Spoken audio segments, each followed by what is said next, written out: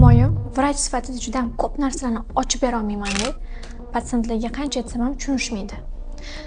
Yuzligiga $500 muolajalar olib kelishadi-da, anora rezultat yo'q. Yuzini holatini ko'raman.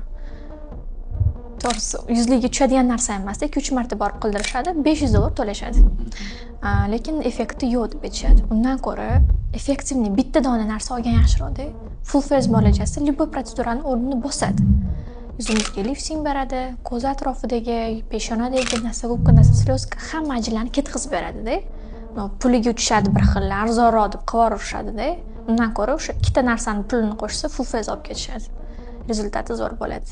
Обязательно o'zini ishini ustasidan, vrach, dermatokosmetolog, vrach, kosmetologlardan olinsa effekt ancha bo'linadi deb o'ylayman. $500 ga kurs qilib olgan muolajasidan bitta dona $200 ga zo'r qilib full face olgan yaxshiroq-da. Rezultat zo'r ko'rishadi. Hamma davolni bo'lib ketadi.